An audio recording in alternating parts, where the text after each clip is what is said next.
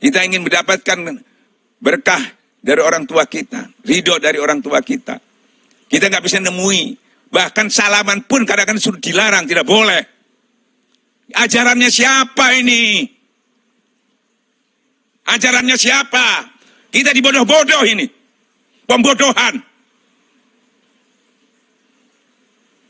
Orang Islam itu punya dalil sendiri, punya cara sendiri menyelesaikan. Bukan mengikuti orang-orang zalim, bukan mengikuti tauhid, bukan. Kalau kamu berselisih, kembali kepada Quran hadis. Bahkan memang kita disuruh mengikuti ulil amri. Ulil amri yang kamu tidak sepaham, kembali lagi kepada Quran. Sesungguhnya Quran itu obat, petunjuk, penawar. Kenapa nggak lewat situ? Karena pikiran kita selalu pakai akal logika saja. Ini. Sebulan, hampir 2 bulan kita. Nggak jelas arah kita kemana.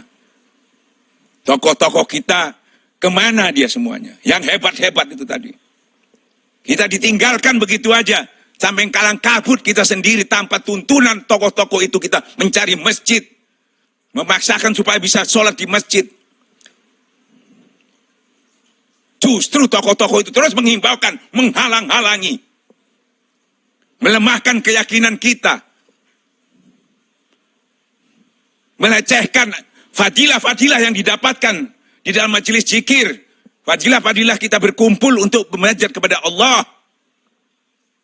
Dihilangkan. Itu supaya kita tidak yakin. Karena cuma masalah menyelamatkan fisiknya ini. Tapi tidak menyelamatkan iman dan tauhidnya. Tidak menyelamatkan fadilah-fadilah yang harus kita dapat di bulan ini. Yang sebanyak itu dibuka sama Allah. Kita nggak dapatkan. Gara-gara kita mengikuti tauhid.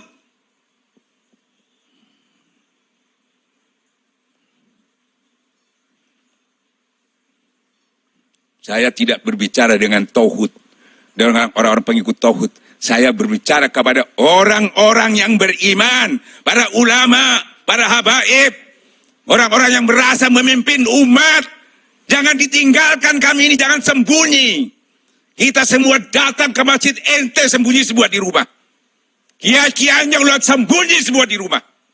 Kamu biarkan kita terhalang, dihalangi. Kamu diam aja. Mana fatwa-fatwamu yang meyakinkan kita untuk hanya takut kepada Allah? Kita sudah lakukan, ente tidak melakukannya. Contohnya hanya di podium, tapi tidak contohnya di lapangan. Contohnya waktu aman, tidak mencontohkan dalam kesulitan. Allahu Akbar.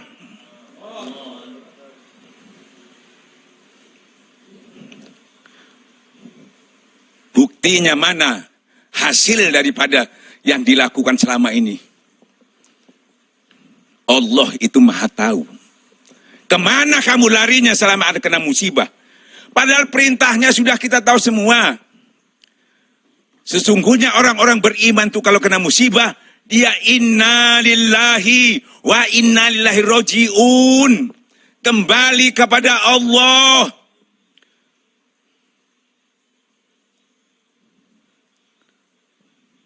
Apa bedanya? Ya, musibah. Ya, kalau sampai tidak hujan. Tidak hujan, pasti orang juga kelaparan. Pasti juga banyak orang meninggal kalau tidak hujan. Karena tanaman tidak tumbuh. Ya toh, orang-orang kekurangan air dan sebagainya. Musibah sama. Apa yang dilakukan kalau sudah ada musibah itu? Berbondong-bondong orang itu ke lapangan. Memohon kepada Allah supaya diturunkan hujan. Minta kepada Allah. Seketika itu juga turun hujan. Selesai masalahnya. Kita masih berkutak, masih berdebat dan sebagainya. Dalil yang semudah itu nggak kita pahami. Allah memberikan sederhana. Kita yang memakai akal pikiran kita. Yang tidak sama sekali ada tuntunannya kepada Allah. Itu yang dipakai. Lebih banyak mengikuti tauhid itu daripada Quran dan hadis. Quran hadis itu cuma dibaca. Yaitu tur iso maca, lus iso dongeng. tapi tidak diwujudkan dalam kehidupan ini. Nih, kita ditinggalkan. Mana orang-orang yang mengaku memimpin umat? Kita semua sholat ini memaksakan diri, memaksa masjid. Mana yang turun? Gak ada. Lari semua, sembunyi semua. Bahkan tetap memberikan informasi menakut-nakuti. Bahkan tetap mengimbaukan di TV, di mana tetap tidak berubah menghalang-halangi. Padahal tadi disebutkan siapa yang lebih zalim. Mengusir, menghalang-halangi orang ke menyebut-nyebut di masjid-masjid Allah itu. Siapa yang lebih zalim? Masya Allah, Masya Allah. Kita cukup sudah waktunya sabar ini. Kita menjerit kepada Allah, mudah-mudahan orang-orang pemimpin-pemimpin yang kita harapkan itu tadi bisa terbuka hatinya, kembali kepada Allah. Kembali kepada Allah, kembali kepada Allah. Jangan sampai jadi ulama su. Ya, jangan sampai jadi ulama su yang takut. Hubud dunia, takut mati. Takut mati karirnya, takut mati kena corona. Gitu. Masya Allah. Para ikhwan yang dimuliakan Allah. Masya Allah, kita mengharapkan orang-orang itu menjadi tuntunan kita. Ternyata kita ditinggalkan. Karena kita dibiarkan. Bahkan dinilai kita itu melakukan itu dikatakan sombong kita. Dikatakan orogan. Dinilai, ditafsirkan begitu. Masya Allah. Ya Allah, ya Rabbi, ya Masya Allah. Tuh, nggak malu kita. Di desa-desa, semua orang ke masjid. Nggak boleh di masjid, di lapangan. Di Jakarta, semua orang memaksakan. Nggak malu tokoh-tokoh itu. Sudah mengalir nggak didengar itu. Yang didengar Allah. Seharusnya malu itu. Orang-orang yang kelihatannya ilmunya sedikit, tapi dia berani mempertaruhkan, katakanlah, jiwanya untuk mendapatkan yang lebih besar daripada mudarat yang diberikan oleh corona itu tadi. Dia lebih berani.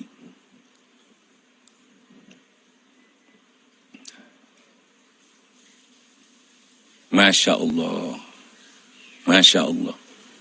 Sekali lagi khususnya Ikhwan Torekat Korea Naksabendi pada umumnya orang-orang yang beriman, ayo. Jangan lupa segala urusan itu kembali kepada Allah. Bukan syariatnya kita tidak pakai. Dalam situasi yang sulit, keyakinan itu ditingkatkan. Ya, tuh. Supaya apa? Itu sudah sering jelaskan. Supaya iman kita kuat, otomatis iman kita, jiwa kita kuat, bangunlah jiwanya, bangun badannya. Ini badannya tok yang dikuati, yang diinformasi, jangan kena penyakit. Tapi jiwanya yang penuh penyakit. Yaitu penyakit apa? Wahan. Ya, penyakit wahan itu yang tumbuh. Penyakit coronanya dihindari, penyakit wahannya muncul. Lebih bahaya penyakit wahan itu dari penyakit corona. Dan kalau penyakit, jangan takut. Karena Allah itu menurunkan penyakit berserta obatnya. Seperti kalau mati baru. Mati tidak bisa kita diskusikan, nggak bisa.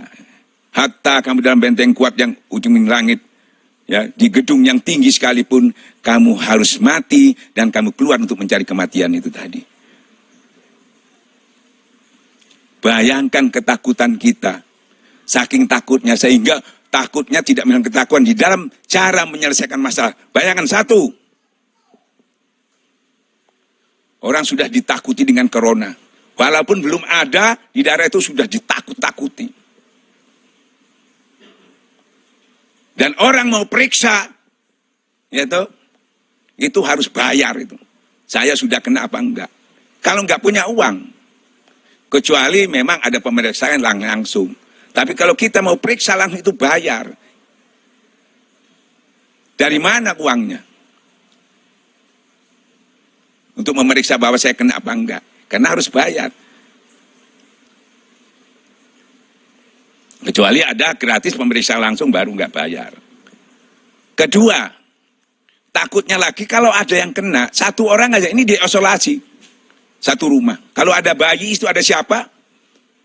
Terus tutup semua. Gimana? Apa itu solusi?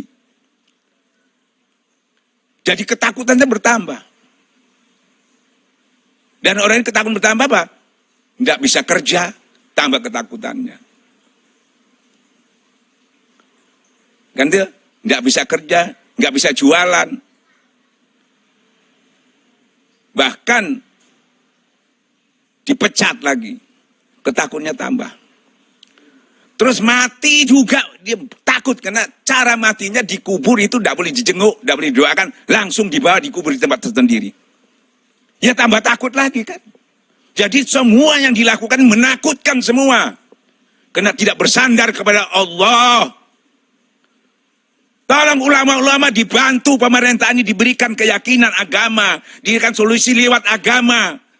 Supaya agama yang dijanjikan oleh Allah itu yang beri petunjuk.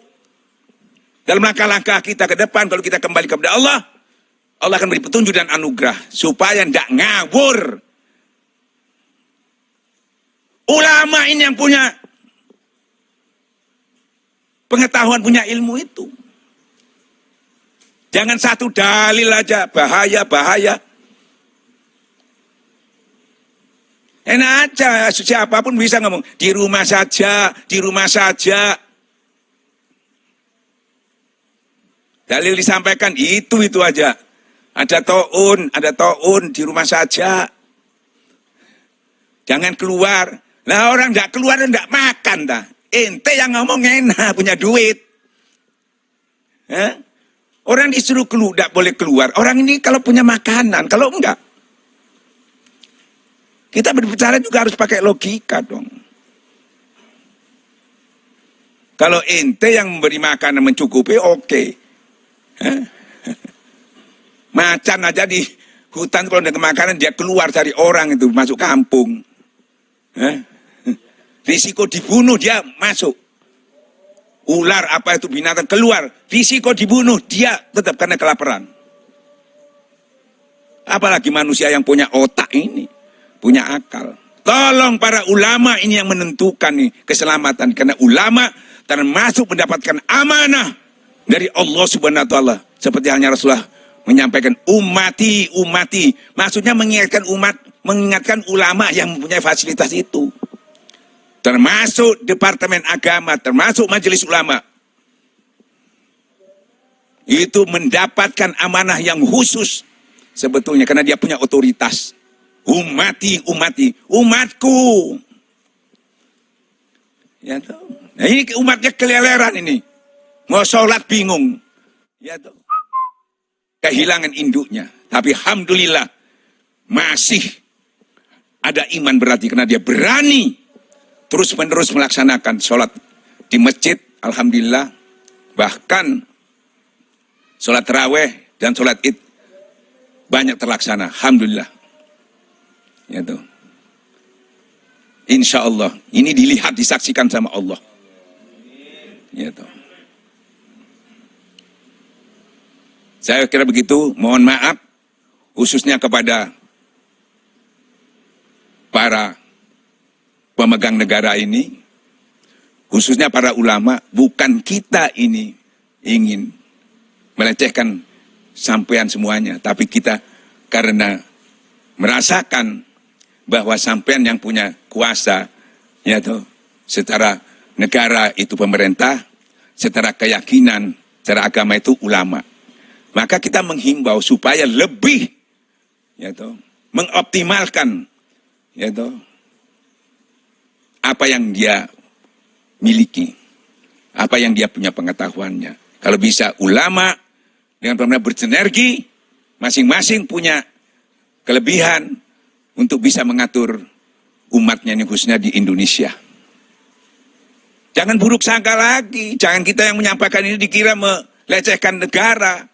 atau melawan aturan, bukan. Ini kan watawasau bil haq, watawasau saling mengingatkan dong. Saling mengingatkan, dianjurkan, bukan tolong menolong dalam kejahatan ini. Ini tolong menolong dalam kebaikan, jangan salah paham.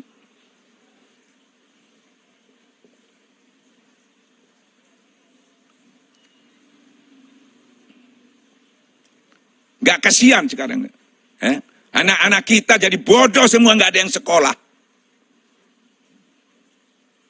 Di rumah katanya, di rumah. Mana keluyuran semua itu? Malah ditangkap di Satpol PP, masuk ke mall, main game, main apa dan sebagainya. Nggak bisa. Giring semua tokoh-tokoh kita nih. Tokoh-tokoh yang biasa mengumpulkan umat. Biasanya kan tokoh-tokoh ini mengumpulkan umat. Para ulama biasanya bisa mengumpulkan umat itu. Bahkan pejabat-pejabat itu banyak memanfaatkan habaib pak kiai-kiai untuk minta tolong didoakan. Untuk mensukseskan dirinya menjadi pejabat, untuk mensukseskan bagaimana negara ini supaya aman, tentram. Boleh, bagus. Kenapa ini tidak? Balik sekarang ulama datang ke pemerintahan. Sampaikan juga keinginan kita untuk menyelamatkan umat ini. Yang kita tahu dan kita yakini tidak ada yang bisa menyelamatkan kecuali Allah. Kalau kita tidak full kembali kepada Allah. Tidak bisa. Semuanya ada di tangan Allah. Itu. Pasti. Itu.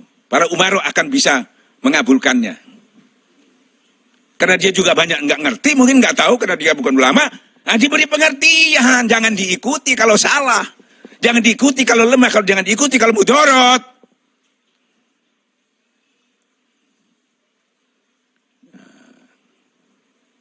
Karena dia banyak tidak mengetahui, kita yang mengetahui kita beritahu. Bukan kita mengikuti.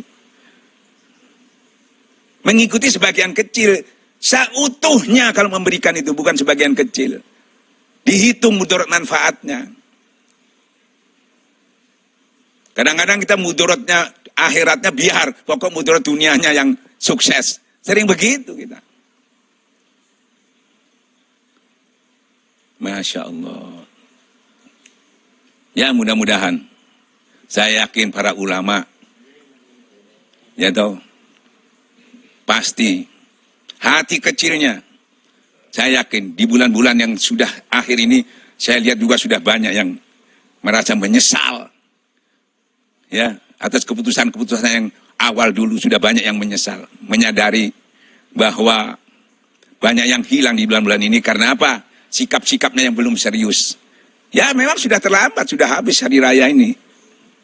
Tapi corona yang belum selesai, ayo tetap kita upayakan kita jangan sampai menutup masjid. Kenapa? Sejarah membuktikan ada musibah apapun, Rasulullah, sahabat-sahabat tidak pernah menutup masjid. Dianjurkan sholat di rumah tapi tidak menutup masjid. Karena yang dianjurkan itu yang punya musibah, yang terkena musibah, yang enggak. Misalnya sering disampaikan dalil, karena hujan deras saja kita nggak ke masjid nggak masalah, kan gitu ya. Tapi tidak menutup masjid karena yang hujan daerah sini, yang daerah sana nggak hujan, kan gitu. Terus lagi di azan sholat di rumah, karena pada waktu itu ada musibah orang lumpuh, nggak bisa kemana sama dipopoh itu bawa ke masjid untuk sholat. Tapi tidak menutup masjid.